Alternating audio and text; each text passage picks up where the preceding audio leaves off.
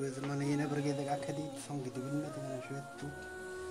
Gözümden göz oturduk verecek dedim ne ama.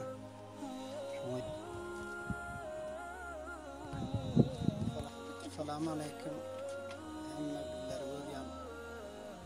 Hususan kavmi Türkmenler, hasam bana bu Habibe Can'a kömek ettiler. Önküsü gedek gözü köp vaziyet haraptı. Bu sana şurada Mazar Şerif'te o yanını gördük, bir yanını gördük, bağrımızı masraf ettik. Ahirde de uzağa gitmeleken ya Hindistan ya Pakistan. Ondan sonra kavimler oldu, yaxşı oldu Arabistan'dan, Türkiye'den, hem kişilerden bar Türkmen sermayedarlar seda ettiler. Şunun avalı Xuda şu neresinde bir necat taptı. O halatına elden gidam aldı. İnsan bana düğün pasportumu alıp bardım, has gözü ırınlap nemettu bana şular yalap nemesine bardım. Pasporda iki vecelerde gediydi kağıdını verip koy verdi. İnna bana şu rakamı kağıt verip koy verdi. İki vecelerde gel, şunun gözüne yine bir gedek Pakistan etmeli. Hem göz oturduk verecek hem ayanda tekrar olmasın şu denesi deydi. Onu şunun için. Ama bu var oğlum, ana bu küçüğü, bundan olurca da bir kıydım var. Bundan küçüğü ana şu rakam, bunun adı Celalettin, bu Bavettin, bana bu Habibe, yeni bir Alamşah, bana bulam Ayşe, bu Zubay, bana bu Muhammed Akber. Cümle naçı oğlum, naçı kızınız var? Bana şükür, malıkıda 3 oğlum var, 4 kıydım var. Ey maşallah, Allah başlasın. Şul Celalettin oğlunuza dernekler, başka ya sazmanlar diyorlar. O ya da Türkmen tacirlere istiyorlar yardım ettiysen okutsalar. Bu doğruda ne aytacak sözleriniz var? Yaxşı olur inşallah. Bizim arzumuz şol. Keşke bizlerin bir ayandamız bu halatta olmasa bırakıp nanın yesi olsak. Bunun ayanda soňorlar şulak olsa, bunun ayanda soňorlar, bunun koňorlar. Ayrı bir tane bolunça mana şu çagaş iki tane bıçak atıp bazara var ya sana bir sermayedarlar gelse bir mal alsa toysa hayrat sadakka berýär ana şondan ana näme bolan olam mazar şerif naram boldy ötenilen işler ýakşy biýle teni işem ýok men ertiden gidip 160 oğan tapdyk bu 160 onlara nana bereýinmi bu howla 3000'a kirey berýän mı bereýinmi ana şular ýalak müşkilatlar ba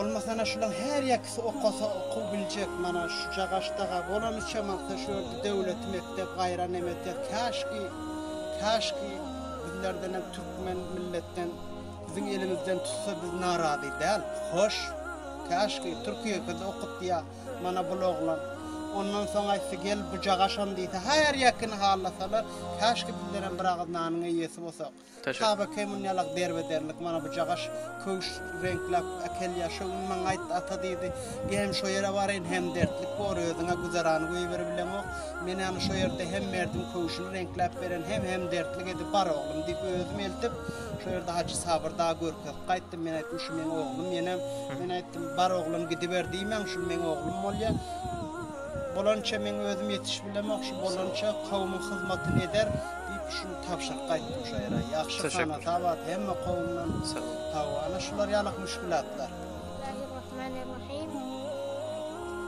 Assalamu alaykum wa rahmatullahi wa barakatuh. Meniň adym Jalaluddin. Kesmekde habaryňyz bar kawmlar. Men çendin halatymyzdan gördüňiz ki haraplygyny hem kawmlar teslim aktarlar ki meni okutjak diýip haýr görsünler ki billerem şunu ýany özekden çykak bir nan ýejek nanymyz tapar ýany mun ýany öňe kireyden alas bolar ýany bosok köp bir hoşmen käşki men okuw okak bilsem men tasif sınıfı pencereden hiç okuydum böyle meniň bir açykmyş bile yktysadyň baty soň pes bir göwürmeni göwürjekdik şundan teslim aldım. Şu bilen okuýarmy mektep? Şu bilen lekin okuyan hawa. Sınıf kaçan boldy? Mana endi inşallah sahemelde sınıf 6 bolýan şu günem imtihanymyz baty. Gidikdim iş bir şoýyk imtihanymy berik gaýtdym şu günem gelik. Soň aýma geldim mana bu Türksaýb aýtdylar ki bir öwüdiňizi aljakdyk. Haýır hoş boldum dik. Menem geldim kısmı görýäsiňde kawmlar mana biziň üýümüz bolýar. Menem köp bir hoş boldum ki okuyacağımı bildim. Her görsünde kawmlar ki meňe aýandama fikir edipdirler.